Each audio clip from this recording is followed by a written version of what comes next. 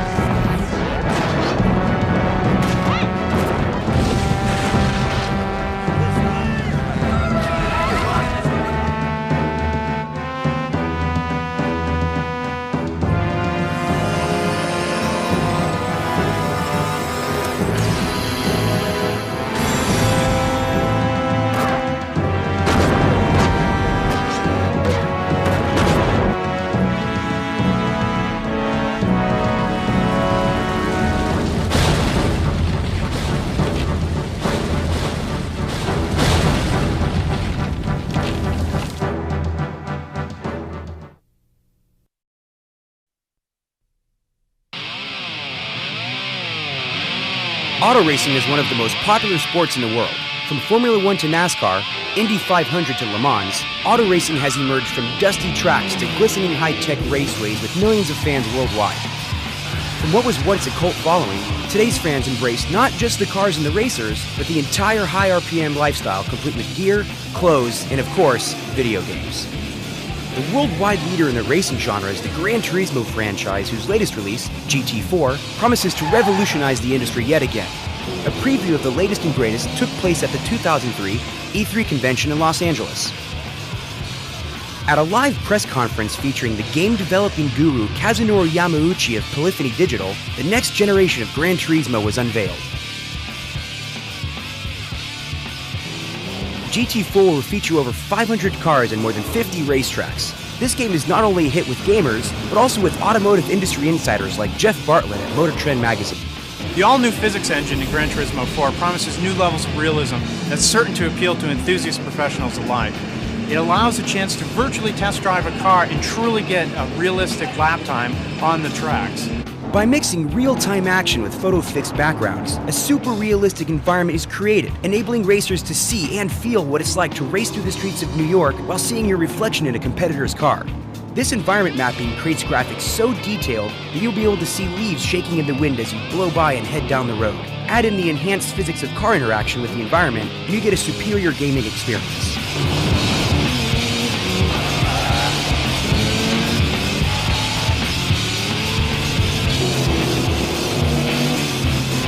And while the new graphics and mapping techniques are on the leading edge of technology, the advancements in gameplay mode may be the most awesome part of the new package.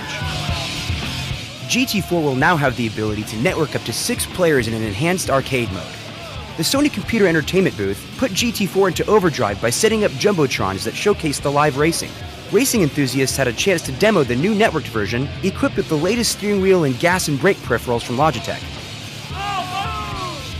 Rush. It was a big rush. Competing was a lot of fun, got a lot of adrenaline flowing.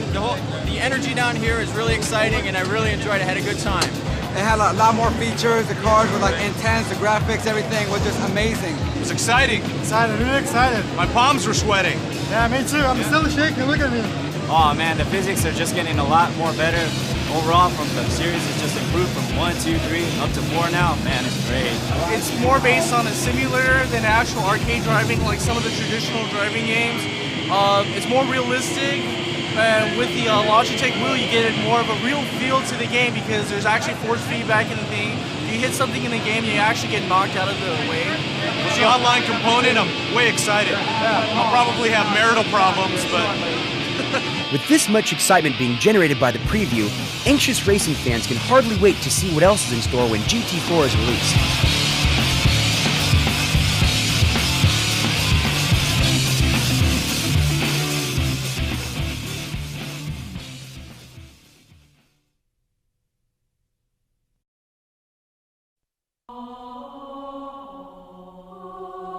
We set out to do a lot more than just create another game that has more levels and different enemies. We wanted to change the player's experience, give them something that they hadn't had before, while still retaining the feel of Jak and Daxter. That's right. Don't mess with the sugar. In Jak 2, we were able to build upon what we had created before and go in all new kinds of directions and create things that would not have been possible with the original engine because we had such a great starting point to work with. We wanted to really up the ante in a number of different realms. First of all, we want to put a lot more things on screen, enemies that were attacking you, things moving around, so the player had the real feeling of being in an inhabited world instead of just a pretty world, and that adds a lot more options in terms of gameplay. Let me handle this, Jak. Watch my finesse and style.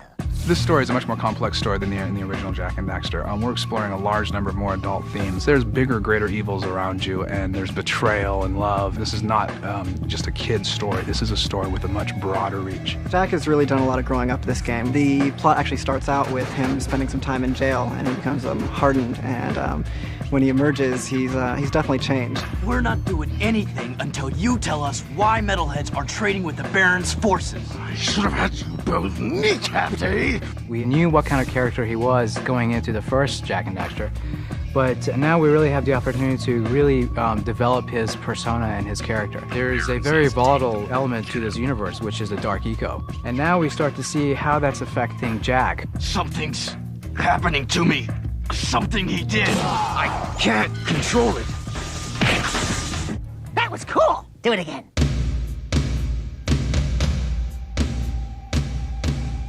Here we have the evolution of what became the final Jack. Here we start seeing the Jack that we're more used to. His hair got a bit more weighted down. We still want to keep it long. Actually, we tried the buzz cut here. We tried various other looks. The locks on the side, the facial hair still is kind of sticking around. We kind of like this kind of look as well with the rebel look and the old headgear and a bit added on. So we can see that Jack's been through some combat. He's beefed up and he's ready to go.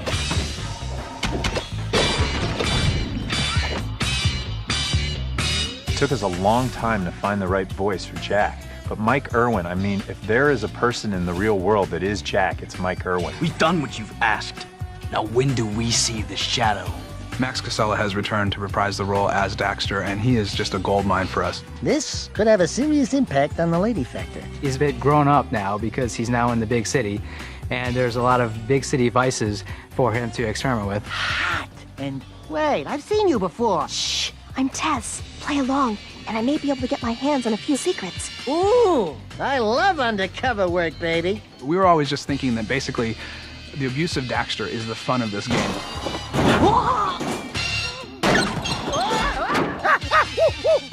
I feel something, Jack! This guy's crazy! I need one of those! The reason the animation looks more sophisticated this time around is because there's been some tweaks to the engine. We're also just being a lot more clever about the way we allocate memory and design our levels.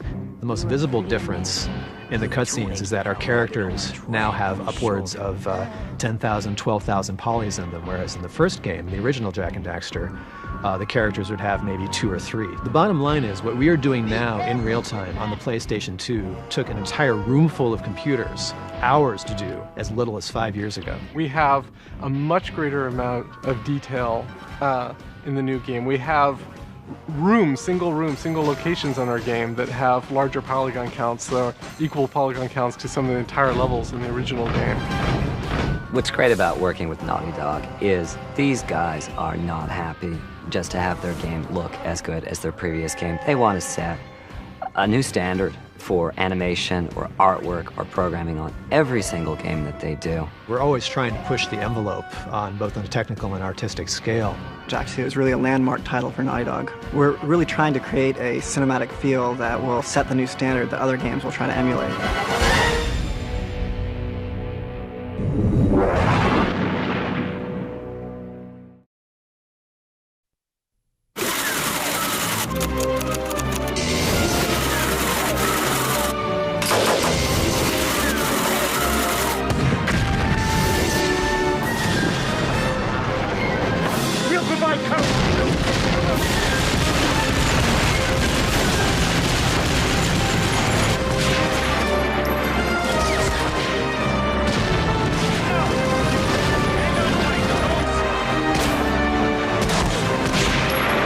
Few issues, we've taken you around the world to show you how the Medal of Honor team researches every aspect of the game. But after the research is done, it's time to get back to the office and start getting down to business. So we hung out with the production team to see how they've reinvented the process of making a game. Good afternoon. Welcome to Electronic Arts Los Angeles. I'm Tarney Williams. I'm the senior producer on Medal of Honor Rising Sun.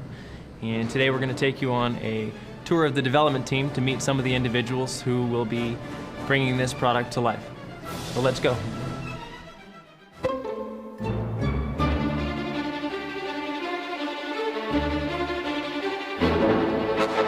Storytelling is a very high priority for the Electronic Arts Los Angeles team, so they started looking towards the movie industry for help. I've worked on many different feature films like Shrek and Prince of Egypt and The Grinch That Stole Christmas. When I came here, we were starting to brainstorm what Rising Sun was going to be. The first thing I brought to them was the idea of the step outline. And this is a method that many screenwriters use to get together with other people and think up the various beats or the various things you'd like to see happen in the level of the game. opening Pearl Harbor. Maybe you're down and below in the ship Arizona. Maybe the ship is being destroyed. Maybe you go into shell shock. Maybe you're blown off the ship, etc., etc. So we would then arrange these beats to tell the story in the best way we could. And then what we would do is I would then take these beats and do a simple storyboard.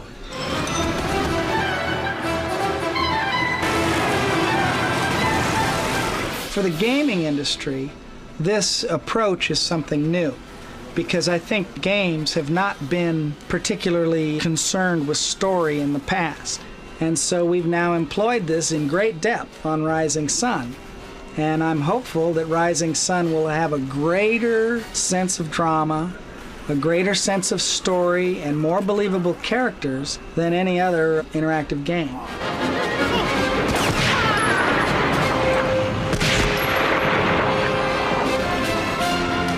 Once the basic storyline is fleshed out, the game designers need to make sure there's plenty of action involved, and this is done by creating level maps. In order to achieve the high production values that are one of the main targets we reach for with Medal of Honor Rising Sun, we spent a lot of time in pre-production doing animatics, storyboards, concept art, and then this is a level map that the designers will actually build up. In this particular one, it's called In Search of Yamashita's Gold, and where we walk through each of these areas, where the enemies are, how the different placements are going to be. We got the down plane here, a lot of jungle up through here, an uphill slope. And then really in here, we have one of the actual, getting into the temple itself and the events that happen inside the temple. I don't want to give a lot of that away right now, but it should be pretty amazing when it comes to fruition.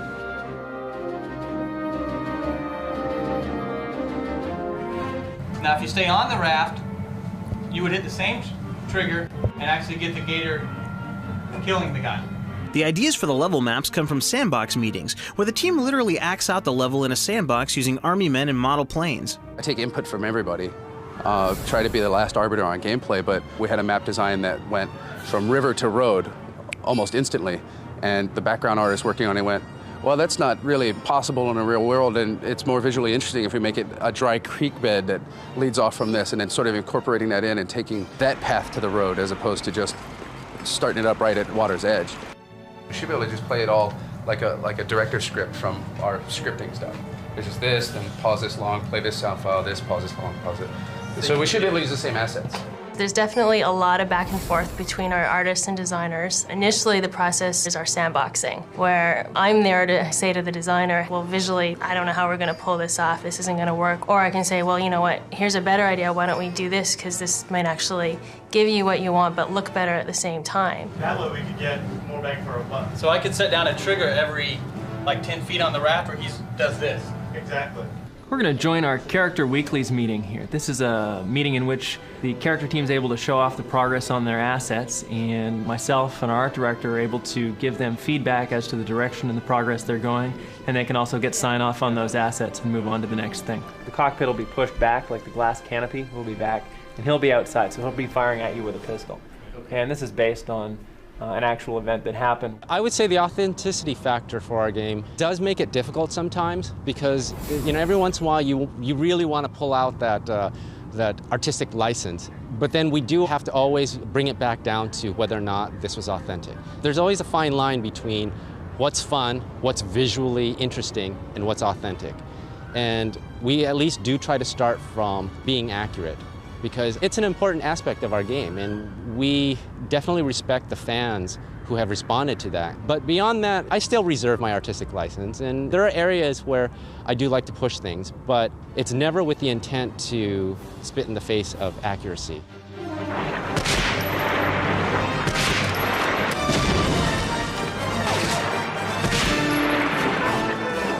The way they achieve that authenticity is by using the reference material that they've collected over the last several months. My job on the trip was basically to act as a photographer. I walked around with a digital camera. I was really building a texture library. We've ended up building a library of probably thousands of texture shots from the pictures we took on that trip, and it's been very useful. We've been using them to texture the missions for the levels already.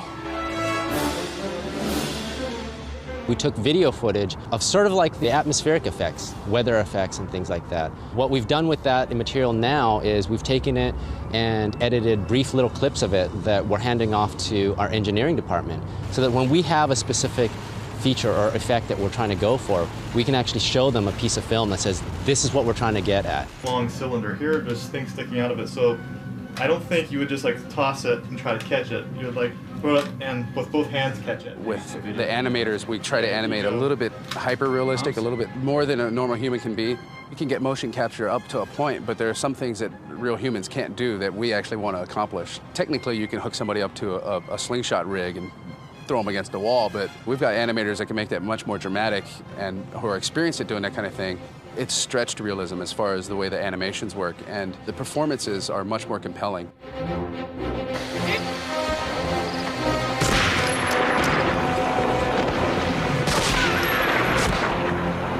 Ultimately, we've got a gigantic amount of assets and an incredible amount of technical achievement, in my opinion. That's the fun of game development. That is all rolled into one, as I said.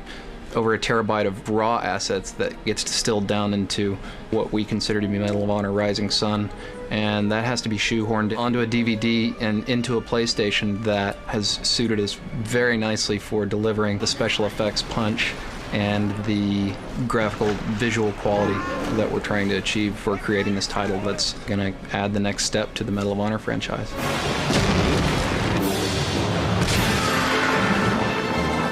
Hope you've enjoyed your tour today inside the Medal of Honor Rising Sun team, and I hope you've been able to see some of the passion and professionalism that we put into bringing this game to life. Certainly hope you'll enjoy the game as much as we've enjoyed making it. Thank you very much.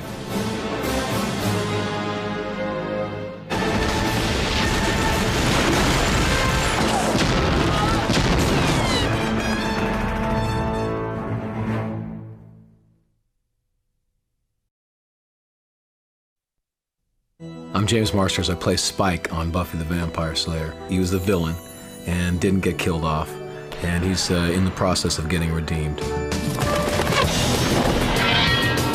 Yeah, I'm a big faker.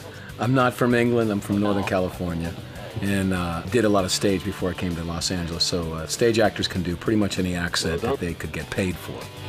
Sorry, babe. A bloke's got to get his killing in when he can find it. Watch the first episodes, though, if you want to laugh. I have multiple PlayStations. I have 4. I have different places I live, and there's a PlayStation everywhere. This is even better than doing it in the show. I recently got this big-ass television, this big flat-screen plasma thing, you know? But yeah, the best toy to be invented in 1,000 years. I would have to say Bounty Hunter. Would be my all-top favorite. That was fabulous. Spy Hunter, you know, you get to drive and shoot. And you don't get much better than that since Twisted Metal.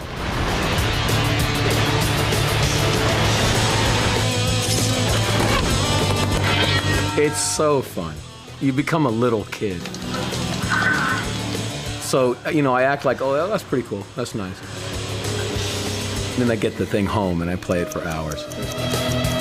Oh, yeah, baby. I became addicted to Buffy the Vampire Slayer. I just couldn't wait to get home. I was like, I am Buffy. I'm killing those demons.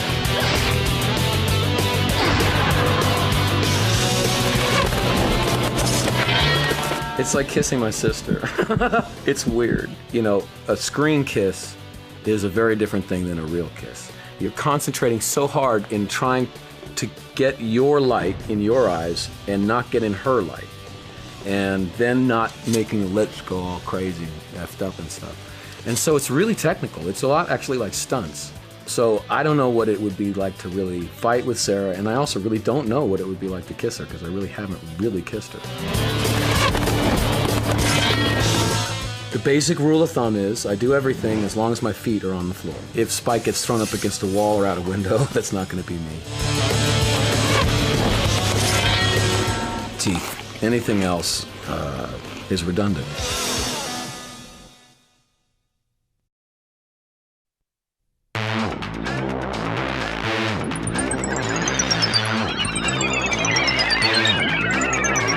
Hey gamers, have you heard about the Gamer Advisory Panel? It's comprised of the best and brightest gamers selected by invitation only.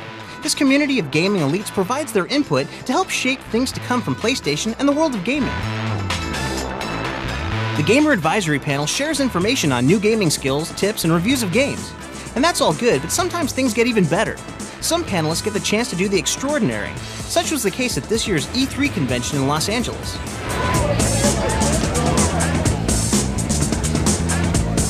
With a nod to the boom in reality TV, the PlayStation Underground hosted auditions to find special correspondents to report on the happenings of one of the world's largest gaming events.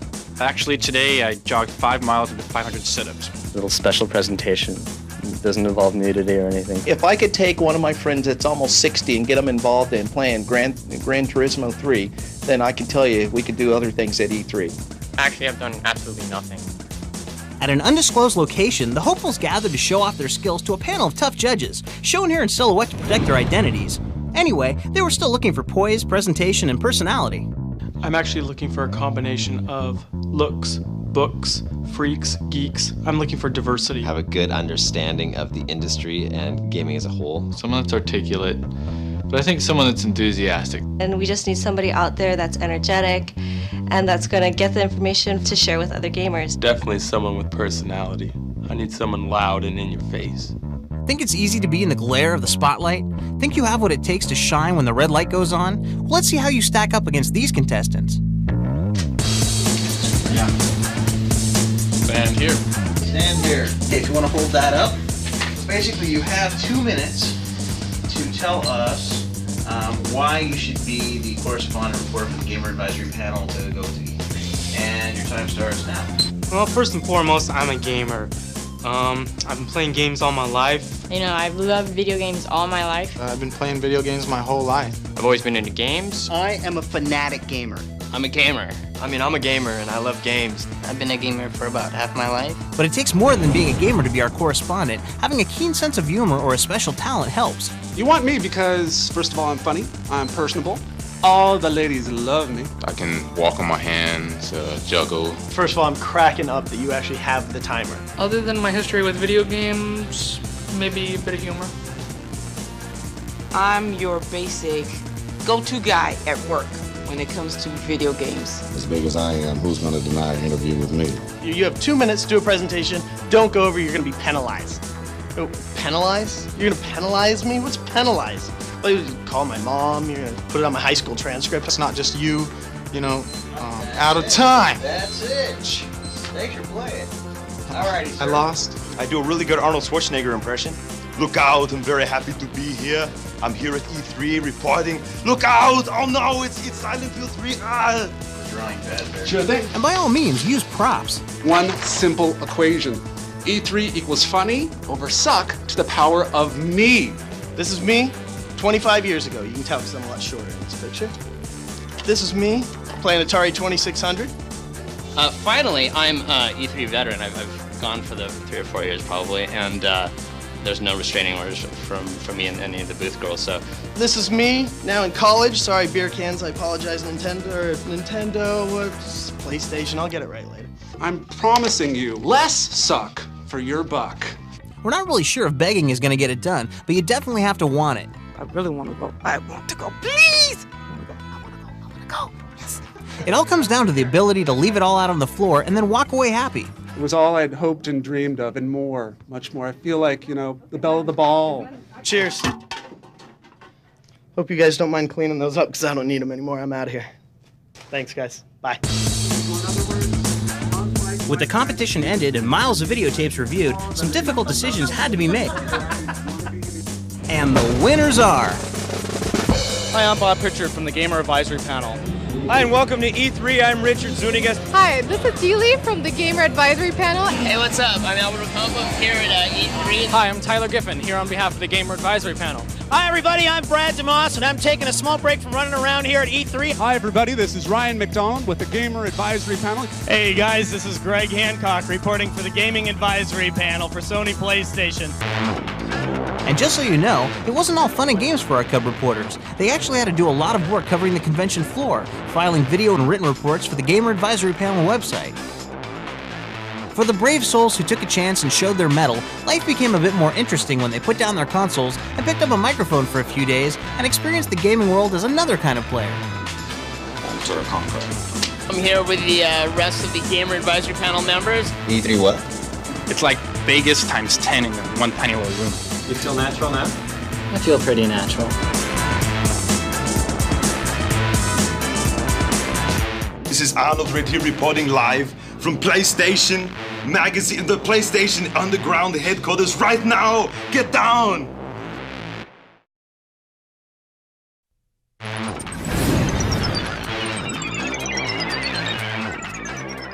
Hi everybody, I'm Brad DeMoss, and I'm taking a small break from running around here at E3. I've stopped by the Sony booth to have a look at this new game coming out called Downhill Domination. And with me is Scott Campbell, the man responsible. Scott, can you tell us more about the game? Okay, Downhill Domination is a sport about extreme downhill mountain biking. It occurs on 9 different mountain courses, 3 different types of courses per mountain. We got the free ride type courses, which are the really long, wide open, plenty of shortcuts and big air, to the technical downhills, which are lots of treacherous jumps, objects, and each of the courses are packed with hazards such as weather, snow, lightning. You can even get struck by lightning. You've got animals that you got to watch out for, hikers, vehicles, so it's just packed with life that you got to avoid, and it just all factors into the downhill experience. So I understand that you're one of the team behind the original Twisted Metal series and Twisted Metal Black. You must be very proud about all the excitement that's been generated on that series. Oh yeah, that's been a really fun series for us since we started way back in '96, and we're looking forward to more sequels for the Twisted series. And Twisted Metal Black has gotten into online gaming. Do you expect that this one will have an online component? Maybe not now, but some point in the future? I guess anything's possible. I think it would be a great game to go online with, so we'll have to wait and see.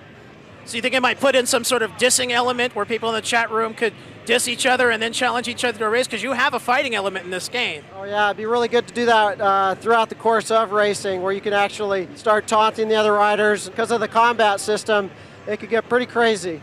And when can we expect to get this game on our store shelves? Downhill will be coming out July 22nd, so it's going to be one of the summer hits. Count the days, guys. It's coming. I'm Brad DeMoss, and I'll see you at the game store.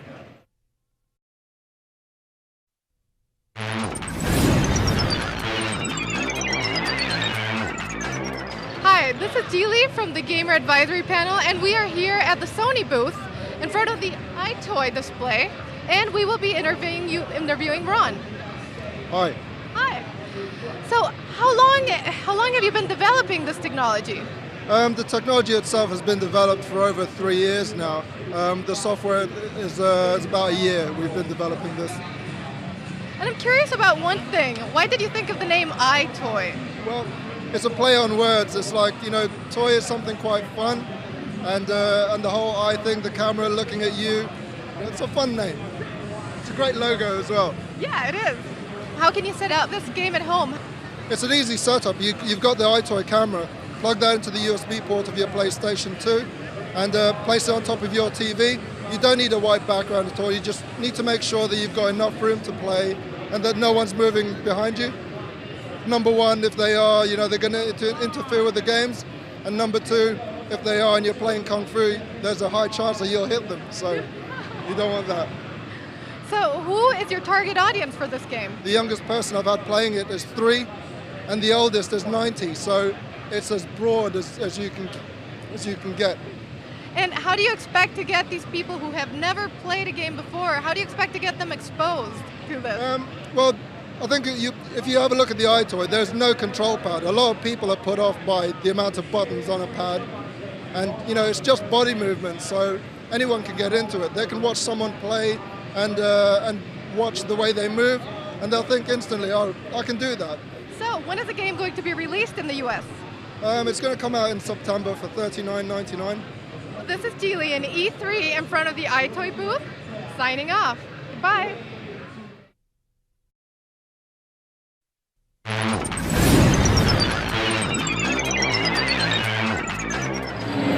Hey, what's up? I'm Albert Ocampo here at E3 in the Sony booth. We're going to be playing GT4 here, and I'm going to lay the smackdown on some of these Gamer Advisory Panel members. So, check it out.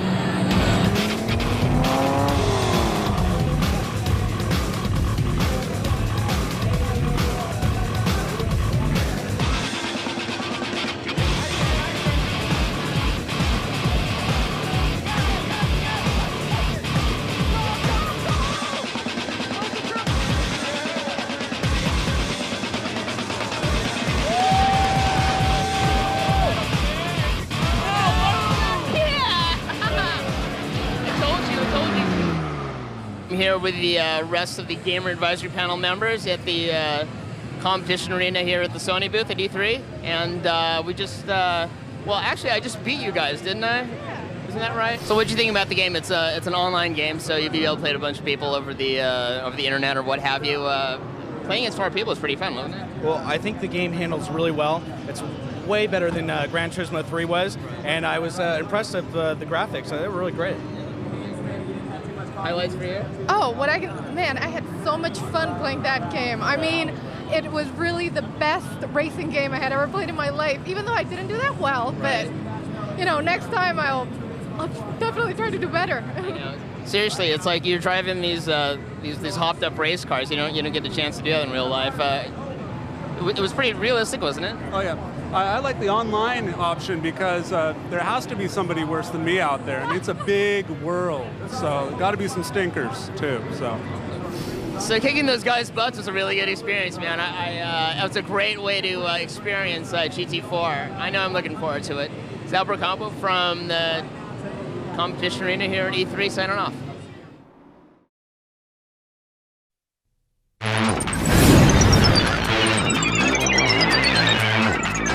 Hi everybody, this is Ryan McDonald, the Gamer Advisory Panel E3 correspondent, here with D.D. Malenfant, here for Jak 2. So, tell me a little bit about Jak 2.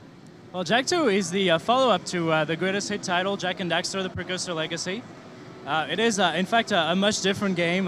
We basically went much darker, a lot edgier. Jak 2, in Jak 2, Jak has been imprisoned for 2 years at the beginning of the game, and so he's out for revenge. The game itself is bigger than the original. It's got more polygons, got more actions. We have loads of little gameplay elements that you can use, like a hoverboard, throughout the game at any time and not be constricted to only be able to use the hoverboard in one level. Jak 1 was such a huge success. Why change everything up so much with Jak 2? Well, we kind of all got together and thought we could go the easy way and, you know, just basically just do a sequel and have everything pretty much the same as the original, but it sounded more challenging to us and more interesting to just, you know, take our chances and go with something that's a little bit more adventurous. I played the demo and it was sort of like a slash between Tony Hawk's Pro Skater, you got a little Grand Theft Auto, you got the original Jak, you got everything mixed up. It's been called the next evolution in gaming. So do you think that's about appropriate? I think it is the game that Naughty Dog has always wanted to make, and that's basically what drives us, is we always, at each game, we try to get closer to the game that we're trying to make, that we've always wanted to play, and we're very excited about it. Are you the one that came up with the little Fu Manchu goatee for Jak? No, I'm not, actually. It was kind of a design decision. You know, he spent a lot of time in prison, so, you know. You grow a goatee in prison, among other things. But we won't talk about that.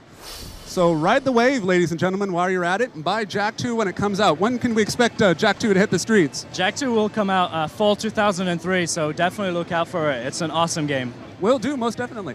Thank you very much. This is Ryan McDonald, your E3 Gamer Advisory Panel correspondent, signing off.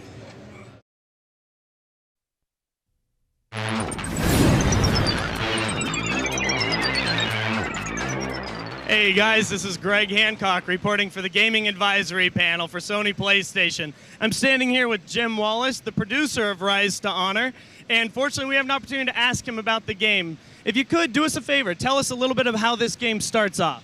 Sure. Well, the game Rise to Honor is inspired by Hong Kong action movies.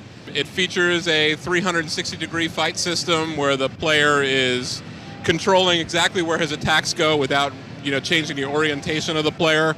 The game stars Jet Li, and we want it to feel like you are playing as Jet Li. Now, how exactly did you guys get Jet Li involved in a game like this? We were already doing this game, and we were in prototype phases, and Jet Li approached us, Sony. And the really cool thing about that is that we were referencing Jet Li's body of work to make this game. So we had dissected all of his movies. We had posters all over the studio. And then Jet Li contacts Sony, and we were like, yeah, that's cool, One of the things that I noticed while playing the game is, for so many games that we're used to playing, there's a lot of buttons on a PlayStation controller, obviously. But you're using, for the fighting buttons, is actually not the button, but actually the R. The right analog stick, yeah. Yeah, we wanted to keep the controls easy. The player will move the right analog stick in the direction that he wants to attack to. So the basis of the fight system is tapping the right analog stick towards enemies that are coming at you. So you're not memorizing complex button combinations. If an enemy runs at you, you punch at them. Well, Jim, you've made the game sound outstanding. Do me a favor, tell me when we can expect to see it. January 2004. Well, guys, I can tell you, I've played the game. It is awesome. This is Greg Hancock for the Gaming Advisory Panel reporting.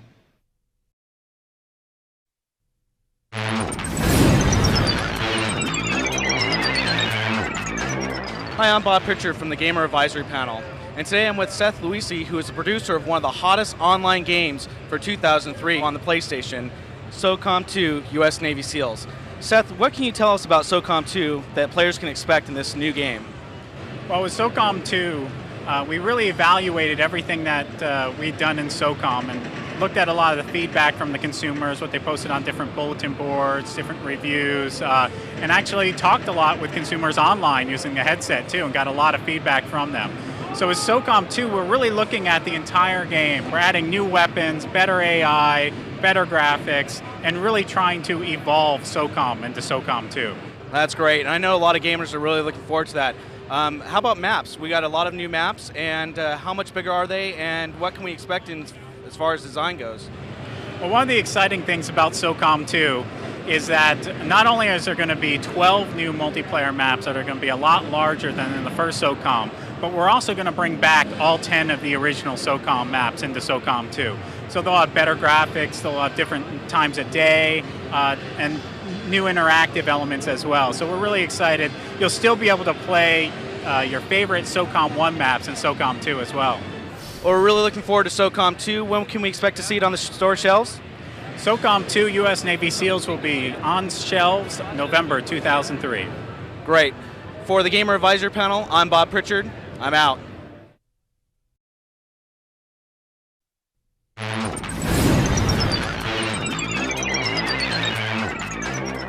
Hi, I'm Tyler Giffen, here on behalf of the Gamer Advisory Panel. And I'm here with one of the contestants in the Soul Calibur competition here. What's your name? My name's Abed Hans.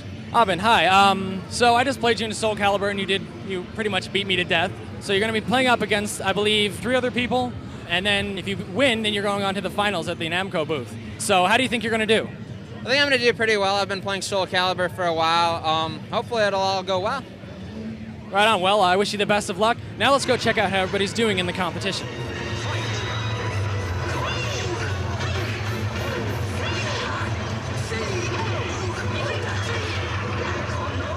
We're here with Jim Atkiss, who is the product manager for the Soul Calibur series. What do you think the competition's like so far? You know, I'm pretty impressed with the level of play here. I've been playing this game off and on for 3-4 years, and I think most of these guys could take me pretty well. Tomorrow at 11 o'clock, we're running the finals for all 3 platforms, and there'll be 3 winners, 1 for each platform. And they'll get a copy of the Soul Edge sword that we're having made special for this tournament. That's pretty cool. Well, all right. Thanks for helping me out, Jim. Thank you. I've had a lot of fun here at E3. It's been a great day. The Soul Calibur 2 competition went well. I hope you've enjoyed the competition as much as I have. It's been a long day, and I'm signing off for now. Hopefully I'll be here next year.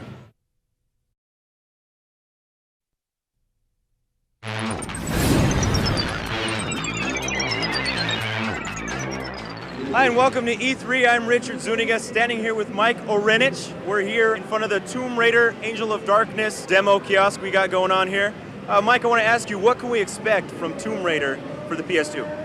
Well, what you can expect is a completely new experience with Lara Croft. This is her first time on PlayStation 2, and we're making a big deal about it. What we're going to offer you is a new and improved control system. We also have changed the gameplay drastically.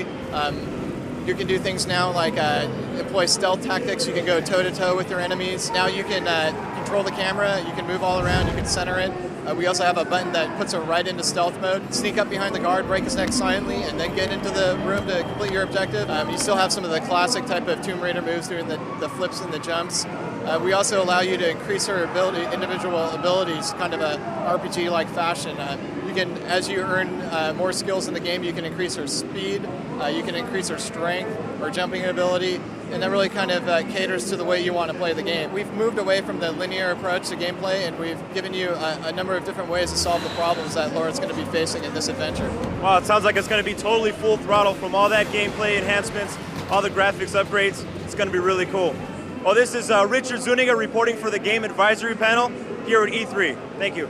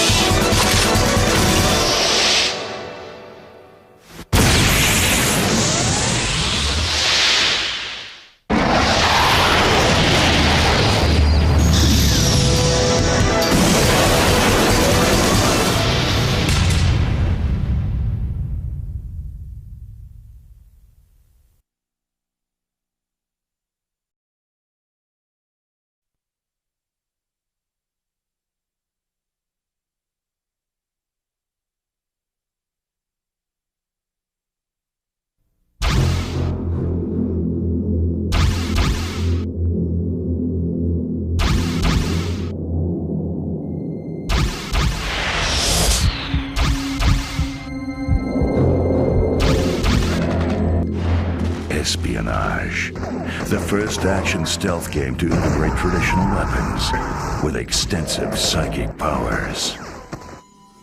Combat a terrorist movement set to overthrow world order.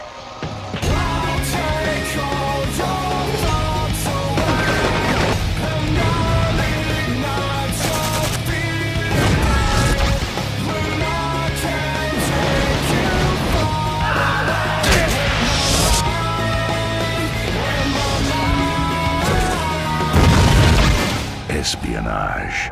Your mind is the ultimate weapon.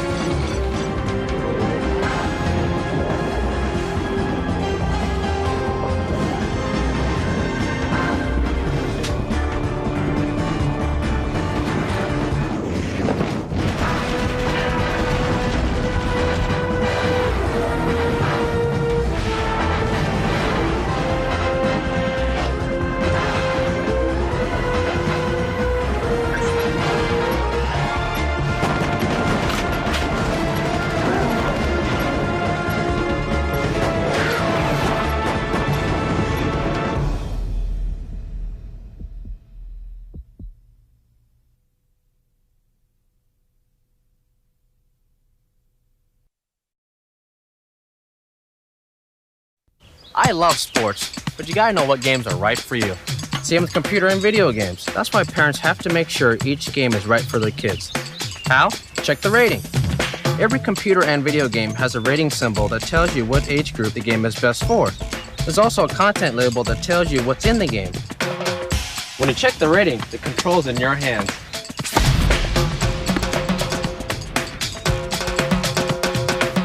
See?